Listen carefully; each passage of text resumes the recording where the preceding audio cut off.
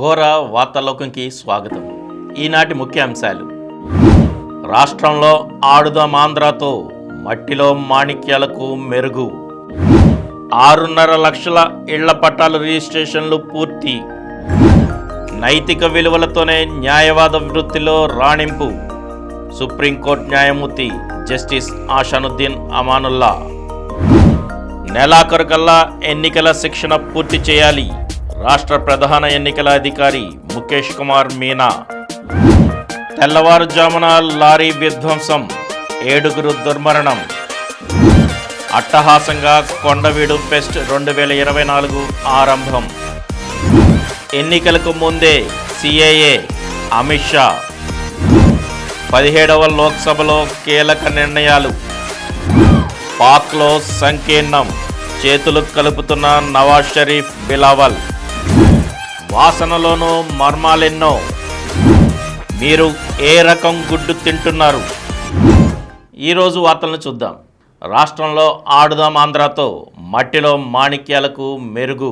ప్రభుత్వం ఆడుదాం ఆంధ్రాతో గ్రామీణ క్రీడాకారులను వెన్నుతట్టి ప్రోత్సహిస్తూ మట్టిలో మాణిక్యాలను వెలికితీసి మెరుగు పెడుతోంది. చరిత్రలో తొలిసారిగా అట్టడుగు స్థాయి నుంచే క్రీడా ప్రతిభను వెలికితీసే మహాయజ్ఞానికి నాంది పలికింది. యువత ఆరోగ్యకరమైన జీవనశైలిని అలవర్చుకునేందుకు, క్రీడల ప్రాముఖ్యతను తెలుసుకునేందుకు, గ్రామ స్థాయి నుంచే పోటీతత్వాన్ని పెంపొందించేందుకు దేశంలోనే తొలిసారిగా ఆడుదాం ఆంధ్ర అంటూ పిలుపునిచ్చింది.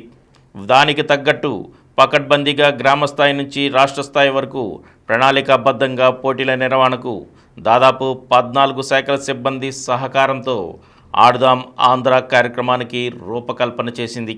గత డిసెంబర్ 26వ తేదీన ప్రారంభమైన ఈ పోటీలు ఈ నెల 13వ తేదీతో ముగియనున్నాయి. 6.5 లక్షల ఇళ్ల పట్టాల రిజిస్ట్రేషన్లు పూర్తి. పేదలకు ఇచ్చిన ఇళ్ల పట్టాలకు రిజిస్ట్రేషన్లు చేసే కార్యక్రమం విజయవంతంగా సాగుతోందని, ఇది చారిత్రాత్మకమని స్టాంపుల రిజిస్ట్రేషన్ శాఖ కమిషనర్ అండ్ ఐజీ వి రామకృష్ణ చెప్పారు. ఒకేసారి లక్షల సంఖ్యలో రిజిస్ట్రేషన్ చేయడం ఏ రాష్ట్రంలోనూ జరగలేదని, ఏపీలోనే తొలిసారి జరుగుతోందని తెలిపారు. పేదలకిచ్చిన ఇళ్లపై వారికి పూర్తి హక్కు కల్పిస్తూ వారికి ఒక ఆస్తిగా దాన్ని సమకూర్చివ్వాలని రాష్ట్ర ప్రభుత్వం సంకల్పించిందని, అందులో భాగంగానే రికార్డు స్థాయిలో రిజిస్ట్రేషన్లు జరుగుతున్నాయన్నారు. ఇంత పెద్ద ఎత్తున రిజిస్ట్రేషన్ చేయడం తమ శాఖకు ఛాలెంజింగ్ వంటిదని, అత్యంత క్లిష్టమైన ఈ పనిని అందరి సహకారంతో సజావుగా నిర్వహిస్తున్నట్లు తెలిపారు. ఇళ్ల పట్టాల రిజిస్ట్రేషన్ చేయడానికి లక్షలాది మంది లబ్ధిదారులు ఆధార్ కార్డులు, వారి ఆస్తి వివరాలు, సర్వే నెంబర్లు, హద్దులు, రెవెన్యూ గ్రామాల సమాచారాన్ని అప్లోడ్ చేశామని తెలిపారు. నైతిక విలువలతోనే న్యాయవాద వృత్తిలో రాణింపు. సామాజిక స్పృహతో పాటు నైతిక విలువలు పెంపొందించుకుంటేనే న్యాయవాది వృత్తిలో రాణిస్తారని సుప్రీంకోర్టు న్యాయమూర్తి జస్టిస్ ఆషానుద్దీన్ అమానుల్లా అన్నారు. ఆధునిక సాంకేతిక పరిజ్ఞానాన్ని కూడా వృత్తికి జోడించాలని సూచించారు. కక్షిదారులకు న్యాయం అందించే విషయంలో న్యాయవాదులు, న్యాయమూర్తులకు సమాన పాత్ర ఉంటుందని తెలిపారు. న్యాయమూర్తులు, న్యాయవాదులు వేర్వేరు కాదని, ఇరువురు కలిసి పనిచేయాల్సి ఉంటుందన్నారు. జేఎన్టీయు అనంతపురంలో బార్ కౌన్సిల్ ఆఫ్ ఇండియా ఆధ్వర్యంలో శనివారం యువ న్యాయవాదులకు శిక్షణ కార్యక్రమం నిర్వహించారు. దీనికి ముఖ్య అతిథిగా సుప్రీంకోర్టు న్యాయమూర్తి జస్టిస్ ఆషానుద్దీన్ అమానుల్లా హాజరై మాట్లాడారు. వృత్తిలో అత్యున్నతంగా ఎదగడానికి ఎలాంటి సత్వర మార్గాలు లేవన్నారు. సుదీర్ఘకాలం పాటు అంకిత భావంతో కృషి చేస్తేనే విజయం సిద్ధిస్తుందని ఉద్బోధించారు. అంతిమంగా ఉత్తమ న్యాయవాదిగా గుర్తింపు దక్కితేనే వృత్తిలో సఫలీకృతమైనట్లు భావించాలన్నారు. నెలాఖరుకల్లా ఎన్నికల శిక్షణ పూర్తి చేయాలి.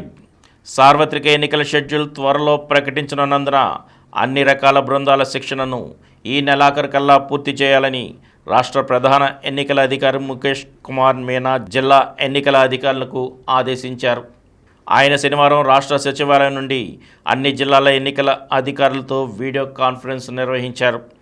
ఎన్నికల సంసిద్ధత, ఓటర్ల జాబితా నవీకరణపై సమీక్షించారు.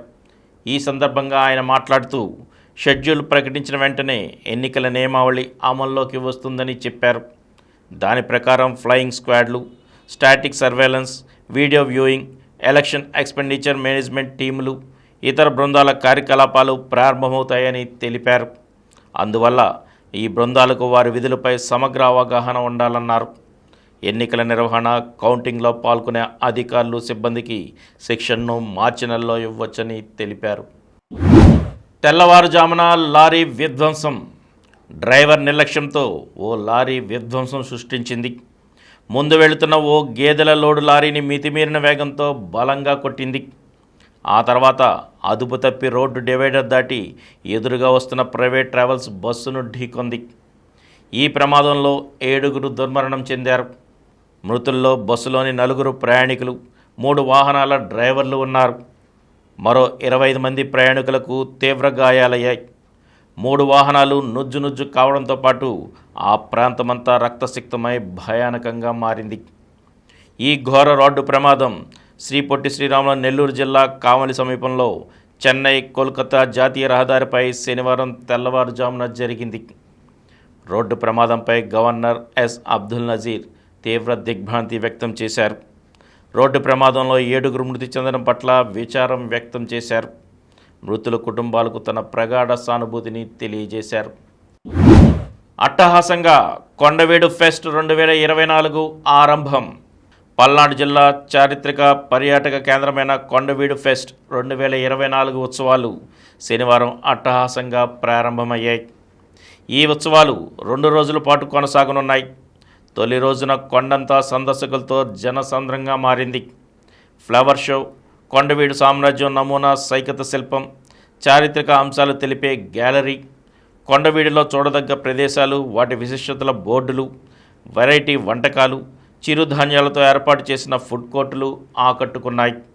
చిన్నారుల archery, gun shooting, horse riding చేయగా ట్రెక్కింగ్, రాక్ క్లైంబింగ్, ఫిషరింగ్, పారాగ్లైడింగ్ వంటి అడ్వెంచర్ స్పోర్ట్స్లో యువత ఆసక్తిగా పాల్గొంది. బోటింగ్, హెలీ రైడ్లకు ఎక్కువ మంది ఆసక్తి చూపించారు. కొండవీడు యూపీ స్కూల్ విద్యార్థులతో పాటు పలు ప్రాంతాలకు చెందిన విద్యార్థులు సాంస్కృతిక ప్రదర్శనలు ఆకట్టుకున్నాయి. ఉత్సవాల సందర్భంగా పలు చారిత్రక అంశాలపై నిర్వాహకులు అవగాహన కల్పించారు. ఎన్నికలకు ముందే సిఏఏ పాకిస్తాన్, బంగ్లాదేశ్, ఆఫ్ఘనిస్తాన్ల నుంచి 2014 ముందు వలస వచ్చిన ముస్లిమేతర మైనారిటీలకు భారత పౌరసత్వం కల్పించేందుకు ఉద్దేశించిన పౌరసత్వ చట్టాన్ని లోక్సభ ఎన్నికలకు ముందే అమల్లోకి తెస్తామని కేంద్ర హోంమంత్రి అమిత్ షా స్పష్టం చేశారు. దాని అమలుకు సంబంధించిన నియమ నిబంధనలను త్వరలోనే జారీ చేస్తామని తెలిపారు. ఈ విషయంలో ఎవరికీ అనుమానం అక్కర్లేదన్నారు. భారత్ వంటి లౌకిక దేశంలో మతాధారిత పౌరస్మృతులు ఉండేందుకు వీల్లేదని కొండబద్దలు కొట్టారు. పొరుగు దేశాల్లో ఊచకోతకు, మతపరమైన అణచివేతకు గురైన మైనారిటీలకు పౌరసత్వం కల్పిస్తామని అప్పట్లో కాంగ్రెస్ కూడా హామీ ఇచ్చింది. కానీ మత రాజకీయాల్లో భాగంగా తర్వాత దానిపై వెనక్కు తగ్గిందని ఆరోపించారు. సిసిఏ ఎవరి పౌరసత్వాన్ని రద్దు చేసేందుకు ఉద్దేశించిన చట్టం కాదని మంత్రి పునరుద్ఘాటించారు. ముస్లిం సోదరులను విపక్షాలు తప్పుదోవ పట్టిస్తూ కావాలనే సిఏఏకు వ్యతిరేకంగా రెచ్చగొడుతున్నాయని ఆరోపించారు. వివాదాస్పద సిఏఏ అమలు బీజేపీ గత ఎన్నికల ప్రధాన హామీల్లో ఒకటన్నారు. ముఖ్యంగా పశ్చిమ బెంగాల్లో పార్టీ బలపడేందుకు ఎంతగానో దోహదపడిందని అగ్రనాయకత్వం భావిస్తోంది. ఈ మేరకు 2019లోనే నరేంద్ర మోదీ సర్కారు సిఏఏ చట్టాన్ని తీసుకొచ్చింది. దానిపై దేశవ్యాప్తంగా నిరసనలు, ఆందోళనలు రేగడం, హింసాకాండలో 100 మందికి పైగా ప్రాణాలు కోల్పోవడంతో అమలు వాయిదా పడుతూ వచ్చింది. 17వ లోక్సభలో కీలక నిర్ణయాలు. పలు కీలక అంశాలపై దశాబ్దాల నిరీక్షణకు 17వ లోక్సభ తెర దించిందని ప్రధాని నరేంద్ర మోదీ ప్రస్తుతించారు. ఆర్టికల్ 370 రద్దు చేయడంతో పాటు చారిత్రాత్మక మహిళా రిజర్వేషన్ బిల్లును ఆమోదించిందని గుర్తు చేశారు. ఈ 5 ఏళ్లు రిఫార్మ్ అంటే సంస్కరణలు, పర్ఫార్మ్ అంటే పనితీరు, ట్రాన్స్ఫార్మ్ అంటే మార్పు కాలంగా సాగాయి. దేశమంతటికీ ఒకే రాజ్యాంగం ఉండాలన్న ప్రజల కలను నిజం చేశాం. మరెన్నో సవాళ్లను ధీటుగా ఎదుర్కొని అధిగమించాం. దేశానికి సరైన దిశానిర్దేశం చేశాం. ఫలితంగా భారీ మార్పుల దిశగా అమిత వేగంతో భారత్ దూసుకుపోతోంది. ఈ ప్రయాణంలో సభ్యులంతా భాగస్వాములయ్యారంటూ కొనియాడారు. పలు కీలక సంస్కరణలతో బలోపేతమైన భారత్కు ఈ 5 ఏళ్లలో పునాదులు వేశామని ఆయన పేర్కొన్నారు. పాక్లో సంకీర్ణం. పాకిస్తాన్లో మరోసారి సంకీర్ణ ప్రభుత్వ ఏర్పాటుకు రంగం సిద్ధమవుతోంది. గురువారం జరిగిన సార్వత్రిక ఎన్నికల్లో ఏ పార్టీకి స్పష్టమైన మెజారిటీ దక్కలేదు. మాజీ ప్రధాని ఇమ్రాన్ ఖాన్ జైలు పాలవడమే కాక పాకిస్తాన్ తెహ్రీక్ ఏ ఇన్సాఫ్ ఎన్నికల గుర్తు రద్దవడంతో స్వతంత్రులుగా బరిలోకి దిగిన ఆయన మద్దతుదారులు 100 స్థానాల్లో నెగ్గి ప్రబల శక్తిగా ఆవిర్భవించారు. అయితే 73 సీట్లు సాధించిన మాజీ ప్రధాని నవాజ్ షరీఫ్ సారథ్యంలోని పిఎంఎల్ 54 సీట్లు వచ్చిన బిలావల్ భుట్టోకు చెందిన పాకిస్తాన్ పీపుల్స్ పార్టీ మరోసారి చేతులు కలిపాయి. ప్రభుత్వ ఏర్పాటుకు 133 సీట్లు అవసరం కాగా ఆ రెండింటికి కలిపి 127 స్థానాలున్నాయి. శుక్రవారం రాత్రే పలు దఫాలుగా చర్చోపచర్చలు జరిపి ప్రభుత్వ ఏర్పాటుకు చేతులు కలిపేందుకు పిఎంఎల్ పీపీపీ అంగీకారానికి వచ్చాయి. మెజారిటీ సాధనకు 28 స్థానాల్లో నెగ్గిన చిన్న పార్టీలు స్వతంత్రుల మద్దతు కోసం శనివారం అంతగా జోరుగా మంతనాలు సాగాయి. నవాజ్ ప్రయత్నాలు ఫలిస్తే రికార్డు స్థాయిలో 4వసారి పాక్ ప్రధాని అవుతారు. అయితే ప్రధానిగా బిలావల్కి అవకాశం ఇవ్వాలని పలువురు పీపీపీ సీనియర్ నేతలు డిమాండ్ చేస్తుండటంతో పరిస్థితి ఆసక్తికరంగా మారింది. కాకపోతే సైన్యం దన్ను నవాజ్కు కలిసొస్తుందంటున్నారు. వాసనలోనూ మర్మాలెన్నో. మనుషుల మనసులను తేలికపరిచే పువ్వులే కాదు, మనుషులు సైతం చాలా ప్రత్యేకమైన వాసనలు వెదజల్లుతారని శాస్త్రాలు చెబుతున్నాయి. ఆ వాసనల్లోనే ఆరోగ్య రహస్యాలు, అనారోగ్యం బారిన పడబోతున్నామని హెచ్చరించే ముందస్తు సంకేతాలు దాగున్నాయని పరిశోధకులు గుర్తించారు. మనకు మేలు చేసే ఎన్నో సూక్ష్మజీవుల రకాలకు మన శరీరం ఆలవాలం. వేర్వేరు చోట్ల నుంచి గ్రంథులు వెలువచ్చిన స్రావాలతో ప్రతిచర్య జరిపిన సూక్ష్మజీవులు సరికొత్త రసాయనిక వ్యర్థాలను విడుదల చేస్తాయి.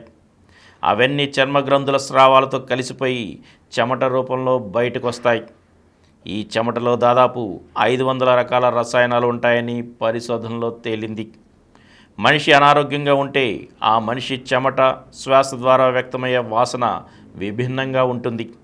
ఆ వాసనే మన ఆరోగ్య అనారోగ్య వివరాలను చెప్పేస్తుందని ఐర్లాండ్లోని డబ్లిన్ సిటీ విశ్వవిద్యాలయంలోని అనలైటికల్ కెమిస్ట్రీ విభాగంలో అసోసియేట్ ప్రొఫెసర్ పరిశోధకులు అయోఫీ మెరిన్ వ్యాఖ్యానించారు. మీరు ఏ రకం గుడ్డు తింటున్నారు?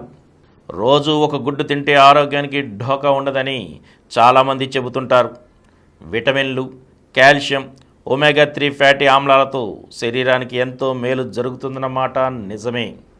మరైతే పోషకాల నిలయంగా చెప్పే గుడ్డులోని అదనంగా ఇలాంటి విటమిన్లను జత చేస్తే ఒక్క ఎగ్తోనే ఎంతో బలం వస్తుంది కదా అనుకున్న ఉత్పత్తిదారులు బోలెడన్ని వెరైటీ ఎగ్స్ను మార్కెట్లోకి తీసుకొస్తున్నారు.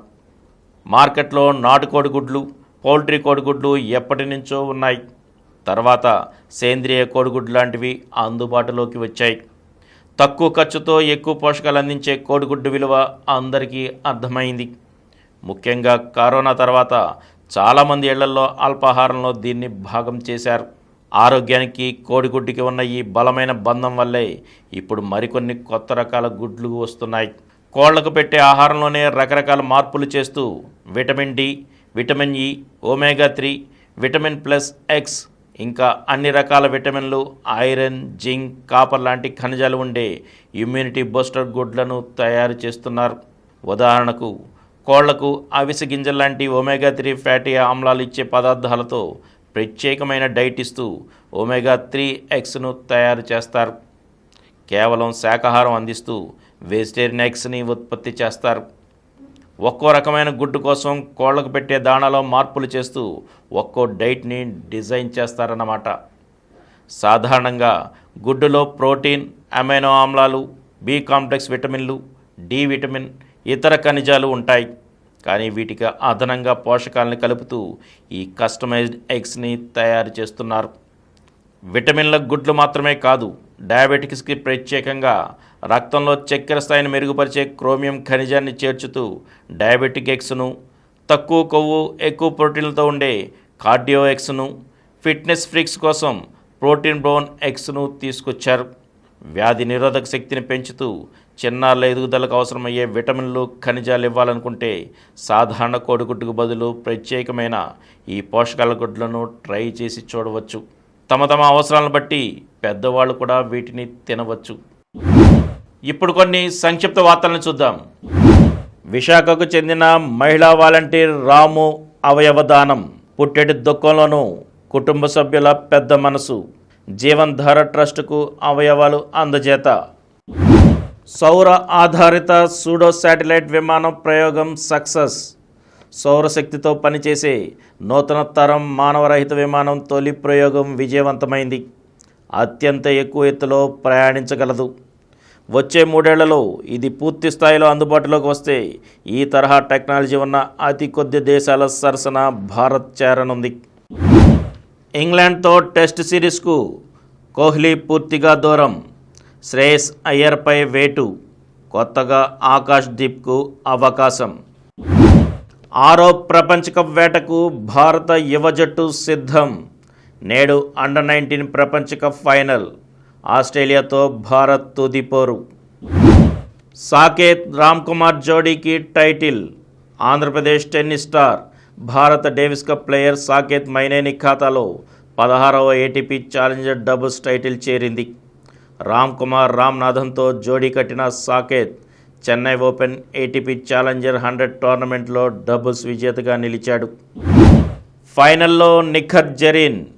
భారత top boxer Nikhat Zareen Strandja memorial boxing టోర్నీలో తన జోరు కొనసాగిస్తూ తుది పోరుకు అర్హత సాధించింది. 2 సార్లు ప్రపంచ ఛాంపియన్ అయిన నిఖత్ ఏకపక్ష సమరంలో గెలిచి ఈ టోర్నమెంట్లో ఫైనల్లోకి ప్రవేశించింది. భారత్ శుభారంభం. FIH ప్రో లీగ్ హాకీ టోర్నీని భారత్ జట్టు ఘనంగా మొదలుపెట్టింది.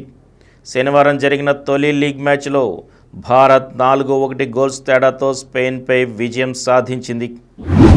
మరిన్ని వార్తా విశేషాలతో రేపటి ఘోర వార్తాలోకంలో కలుద్దాం. Thank you.